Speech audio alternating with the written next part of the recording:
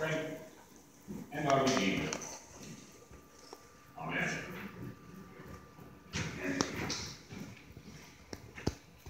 Mary Magdalene went out to the tomb of Jesus while it was still dark. For her, life had ended with the death of Jesus. Yet Mary was to find, much to her surprise, that life was just beginning.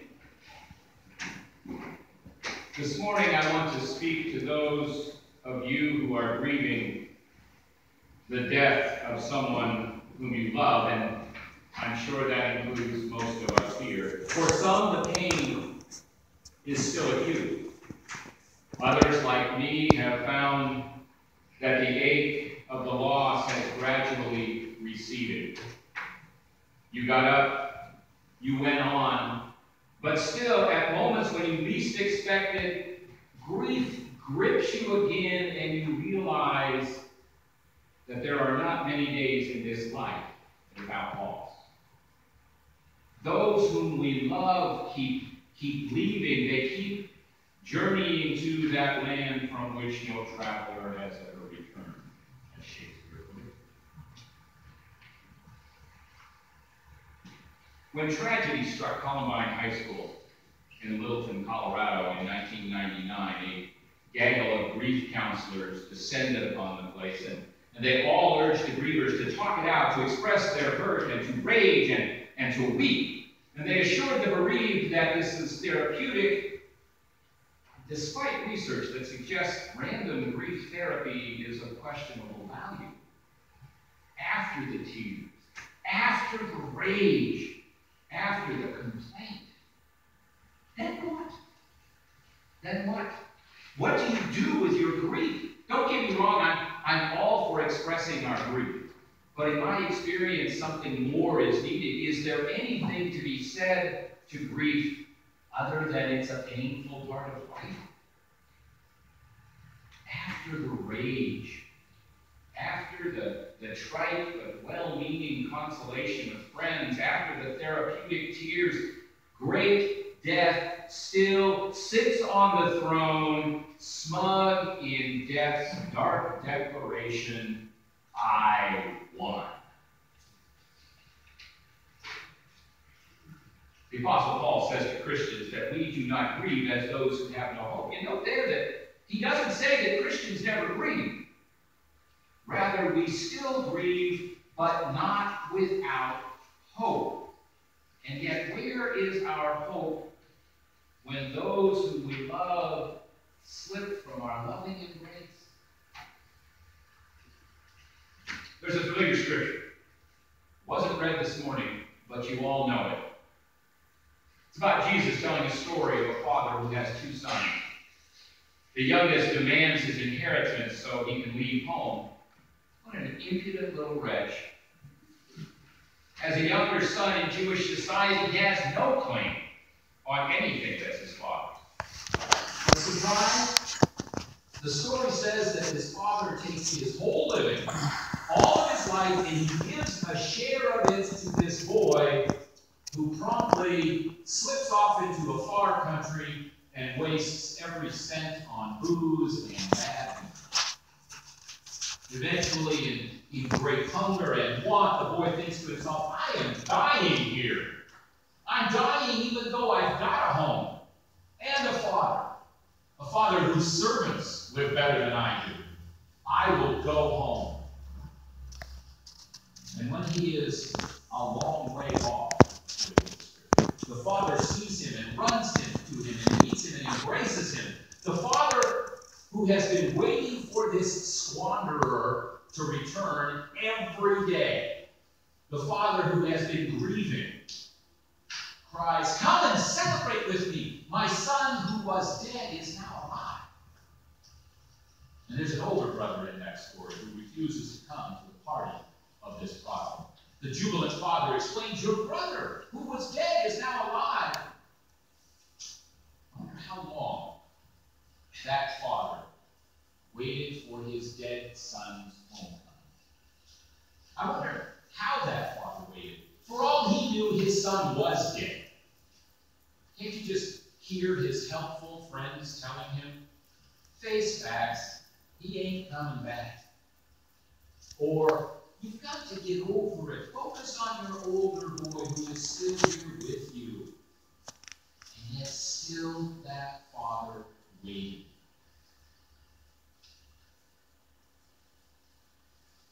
As a pastor, it's been my experience that just about nothing is worse than the loss of a child. The saddest duty I have ever had is being with parents when their child is out. And I suppose that this prodigal in this story I'm telling here was probably 19 or 20 years old. To lose a child on the threshold of adulthood, what grief that father must have felt. The son was alive, as we know, but the father didn't know that. Young kid, pocket full of cash, first time away from home. He's got to be an easy mark. And still, that father waited, looked down the road in front of their house every day, waiting to see, straining his eyes, hoping for the sight of that son. We call this the story of the prodigal son, and prodigal means wastefully extravagant. It means reckless. And so we call it the story of the prodigal son, but we could just as easily call it the story of the prodigal father. When the boy left home, this father recklessly gives him everything, his share of the family fortune. And when the boy returns, this father recklessly throws a party, holding nothing back for himself. He loves this son extravagantly on his leaving, and loves him prodigally on his return. It's a parable of effusive, reckless, relentless, prodigal love. And it's told by a Savior who, when the wine ran low at a wedding in Cana of Galilee, had some water, and made 150 gallons more wine. Now, granted, I may be a United Methodist, but still, that seems like an awful lot of wine to me. And when the bread and the fish ran out in the wilderness, Jesus said, see, the basket's full. There's enough here to feed 5,000. Love tends toward excess, toward prodigality, toward abundance. That's why I respect grief that's excessive. From what I've observed, the prodigal, screaming, flailing grievers get through their debilitating grief the fastest.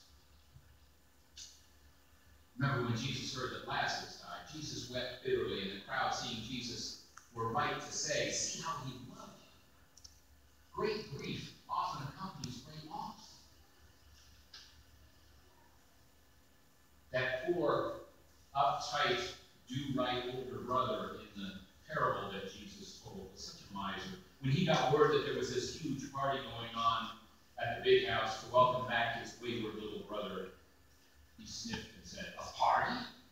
On a Sunday? We have in our worst moments a miserly view of life. Life is measured, it's finite, it's terminal, it's a zero-sum game. 70 years, according to the Bible. Life begins with such potential, such vitality, and then it wastes away to nearly nothing. To just a few faded memories, and then the hour of lead and that journey into the far country from whence no traveler returns. Friends tell us to face the facts, admit defeat, let go, stiff upper lip, life must go on. And what they mean, of course, is that grief goes on, and on, and on, and on. What if that story Jesus told is true?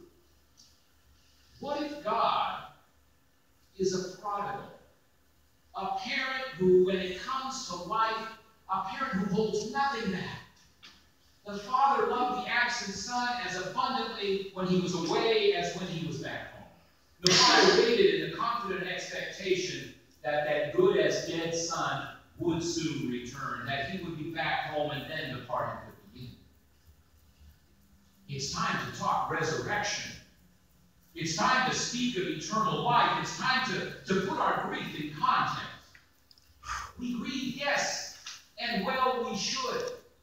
Our grief itself is a testimonial to what a gift God has given us in the lives of those we love.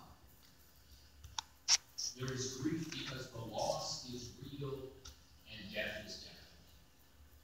And yet our grief is set in the context of our conviction that the same God who so recklessly, so extravagantly overflowed in giving life shall give life again even after death. God waits, confident that that far country of death shall not have the last word.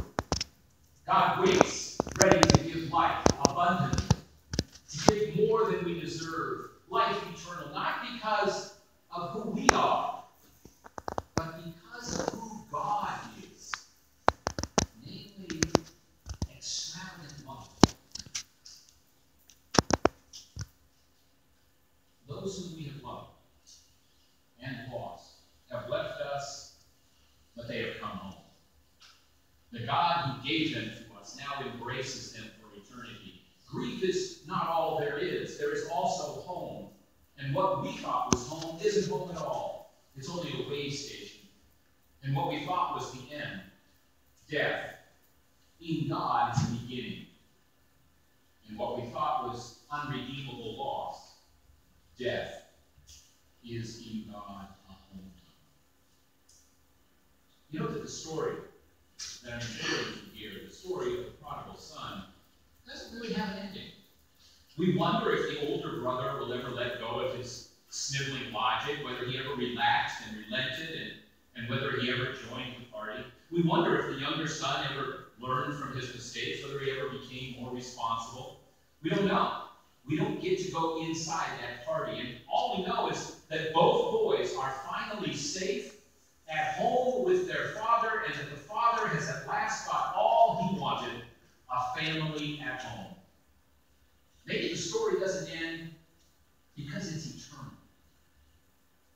We know that when the party began, we were there.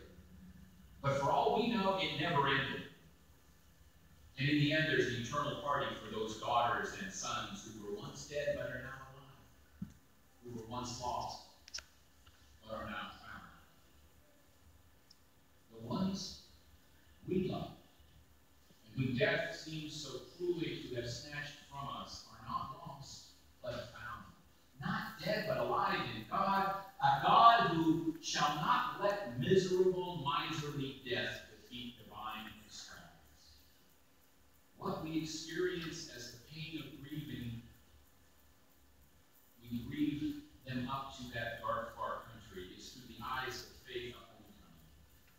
Look at all God has done throughout the ages to save us, to find us, to embrace us. Look at all Jesus went through just in this past week. Shall death defeat the purpose of such an extravagantly life-giving God? I don't think so. In the darkness of grief, the women came to the tomb to grieve for the body of dead Jesus. Two other gospel accounts say that this vision in the tomb, these angels spoke words to the women in their grief, that don't be alarmed, you are looking for Jesus of Nazareth. He is crucified, but he has been raised. He's not here. He's going ahead of you. Going ahead of you. The risen Christ on ahead. Where? Toward the end of John's Gospel, Jesus told his disciples that he was leaving and they were sad. And then he said, I'm going to prepare a place for you, that where I am, one day you can come too. And they were glad at that thought, because that is our hope. Our hope in life, our hope in death, is that this same God who raised Jesus to life everlasting may do the same for even the likes of us. You know, homelessness is an apt metaphor for how many people feel in this age of loss and dislocation. Modern people, having detached ourselves from place, from other people, from tradition, from commitments. Modern people, having detached themselves, they feel uprooted now and alienated and alone. Thus, our age is an age in which we say we want freedom, we want independence, but at the same time we complain that we feel like nobodies from nowhere. Planted deep within each one of us is a desire, a yearning for home.